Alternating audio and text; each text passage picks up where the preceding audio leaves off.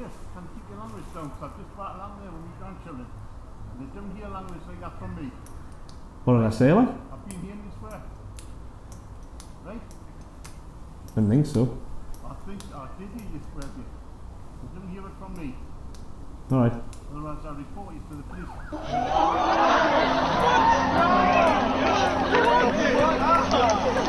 WTF! WTF! Hello, I'm Ross from Cultaholic.com. You're my sexual wank pheasants, and once again we're outside because last night I found a My Little Pony playset in Sam's bedroom. Therefore, I'm never stepping foot in that place again. And it's that bastard time. I've remembered everybody. Clap! It's that bastard time of the week once again where I take a look at all of the WTF moments from this week's WWE SmackDown Live. Two signs brought to SmackDown Live last night by sexual wank pheasants. Well, I think there's two. One of them says join us, so who else could it be? Some of you may question why I make these signs WTF moments, and it's because I find them a WTF moment when someone takes a time out of their day to put our name on a bit of paper and show it in front of the world, because at the end of the day we're just a YouTube channel and who should give a crap about us? But seriously, thank you for your support in these opening weeks, we do appreciate it greatly. So it looks like Shane McMahon has decided to ditch this wrestling thing and got himself a spot at the Edinburgh Fringe Festival, that's a hard thing to say, as a comedian. I think we'd all have to agree this isn't the best line of work for Shane to go into when he sweats more profusely than Roman Reigns when he misses his wake and bake. Smoke the weed every day. Primo on SmackDown in November 2017? What? Hold up. Oh, hell no. Huh? Oh, okay. It's not quite Enders nigh inducing because at the end of the day, who really gives a crap about Primo outside of his mum, his dad, his brother and his cousin? I'll tell you, the same amount of people in Enzo Amore's phone book, which is nobody because everyone hates that bollock. So this promo at the start of the show started as a stand-up gig at the Edinburgh Fringe Festival but quickly turned into a bloody council meeting. Shane McMahon's undoubtedly like, oh, could you wait until you get the microphone please before you ask your question? And Becky Lynch is like, there's too many potholes in our roads, when are you going to fix them, Mr. Councillor? And then Shane sweats. Seriously though, why does Becky Lynch need a microphone when she's surrounded by just about 20 people in a matter of yards away from the person she's speaking to? And how did the mic get there in the first place? Do all WWE superstars have a utility belt like bloody Batman or something? Is there a way? Whoa! What was that? It's not coming back up. Might be a fish. That's a fish, that's a fishon. I'm a bit scared now because I watch River Monsters. Whoa, no. So that's where they keep Gorilla Monsoon.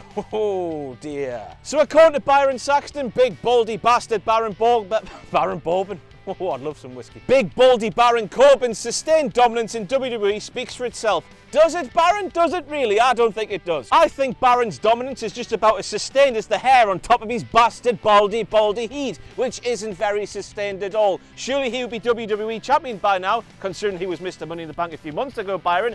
Don't you forget. But instead he's been losing to Sin Cara of all people in recent weeks. That's not dominance at all. That's just...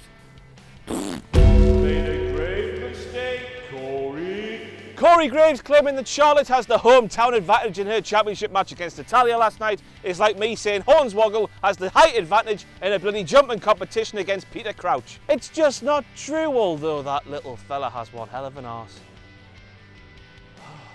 Charlotte screaming "this is my house" might just be a case of the gimmick infringements, even though technically it makes absolute sense because she's on SmackDown Live, and as of this morning when I checked, Paige is listed as a Raw superstar. Despite this, there's no question in my mind that when Paige saw Charlotte do this, and it's time for my world-famous Paige impression, she was all like, "Charlotte, what are you doing?" Just realised. What must they be thinking? Oh, why stop there? Of all the places to stop, why stop just there? Don't you know who I am? Let me do that again. Charlotte, what are you doing? Yes, as you've guessed it, Paige's cadence when she's speaking them words sounds like a whale's mating call to me, and hopefully I'm not just the only one. Man's not hot. Charlotte wins the Women's Championship in her hometown. That's rarer than red bananas, or red daccas as they're known in Australia. Just so you know, this is a variety of banana that is reddish and slightly purple in colour, and shorter and more girthier than your traditional Cavendish banana that you're used to seeing at your local supermarket. Why would you take a sign with that thing on when you know you're that high up the side of the arena? Where I come from, that thing needs to be below your waist in order to catch people, so when he's that high up the stand, everyone below who he sees when he's facing forward towards the ring cannot be caught. To catch people, he'd have to turn around, face completely the wrong way, and do that, and miss the entire show, which is absolutely bloody pointless. Oh, this is lovely. And of course, if you catch somebody below the waist with that thing, whatever that thing is called, you get to smack him in the face. And who doesn't love doing that? Normally, a sign that says he's a heel in a picture with either Uso would make sense. Not last night, though, and here's why. Chad Gable rather bewilderingly worked the heel last night. He picked a body part, he targeted the body part in a slow and methodical manner, and at the end of the match, he received his comeuppance after he attacked the other Uso on the outside of the ring, which caused him to be distracted. He got kicked in the face, everyone laughed, ha ha ha, the Usos got cheered. Strange or what? Strange or what? I don't know about you, but seeing an Uso fight from underneath like that and win against the odds is really bloody strange, and it just might be a vain attempt by WWE to cancel yet another heel versus heel match on Sunday by having a late push to get the Usos cheered. I think they've probably failed. They haven't been down since day one, is H.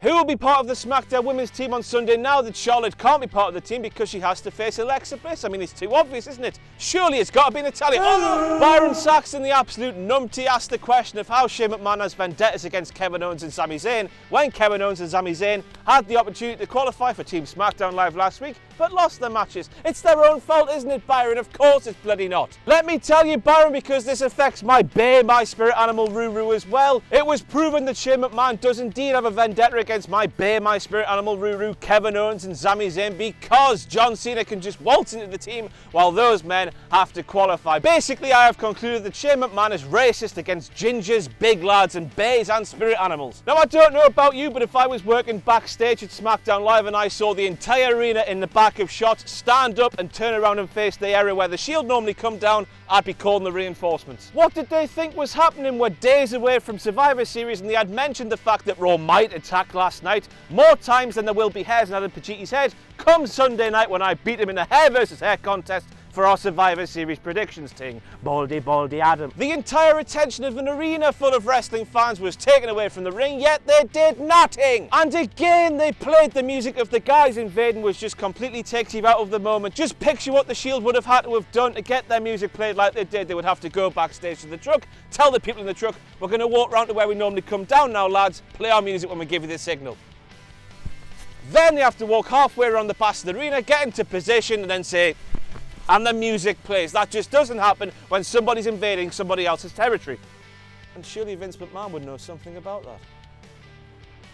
Everybody knows that half and half anything's off for wankers, and bloody hell did the Shield look like wankers last night. But hey, at least Seth Rollins had the opportunity once again to prove he is better than your ma ever will be with his sewing machine. The other thing I don't like about Seth's handiwork is the fact he's made his pals look like rhubarb and custard, only if he took the custard out and replaced it with tar or octopus blood. Again, it's happened again, but only worse, because this time Kurt Angle and Braun Strowman walked through Gorilla past the people running SmackDown Live in order to get to the ring, and Braun's music played. He told the truck to play his music on cue as well. For Jesus Christ. I tell you, I'll say it again till I go blue in the face. This sort of thing doesn't happen when you're playing a game of Takeshi's Castle and storming a proverbial castle. Again, I'm going to have a cardiac arrest because they played the Raw theme at the end of SmackDown Live to signify that Raw won. Why would SmackDown do that when they have control of the music and whatnot? Oh, bollocks. Just a man up there. Stay away from me, man. What they should be doing is having a bloody camera in the truck showing, I don't know, Elias Sampson threatening people with his guitar if they don't play the SmackDown Superstars music and the SmackDown theme at the end of the show. But then again, we have Kevin Dunn back there who puts his insecurities ahead of the well-being of the show. Thanks very much, Kevin. You're putting more holes in the plot lines than your bastard teeth would in a block of bloody cheese. Well, it turns out SmackDown Live's roster is pretty unprofessional as the likes of Styles, Orton, Jinder, Breezango, Ruru, Shelton Benjamin, Chad Gable, these all left before the end of the show when they just knew that an attack from Raw was likely to happen. Last night of all nights, lads, come on, of course there's a massive irony to all of this because Sami Zayn and Kevin Owens were sent home for going into business for themselves when these guys, by going home and not coming out to fight for Team SmackDown, went into business for themselves, so technically should be all getting suspended next week. Bet they don't though, because Shane McMahon is racist. And that's it for the WTF moments from this week's WWE SmackDown Live. There's 19 of them again. Isn't that a lovely number? Don't forget you can follow me on Twitter at RossOnWrestling. Do not forget to pledge to our Patreon page, patreon.com/cultaholic. We appreciate anything and everything you can give, but most importantly, do not forget to join us.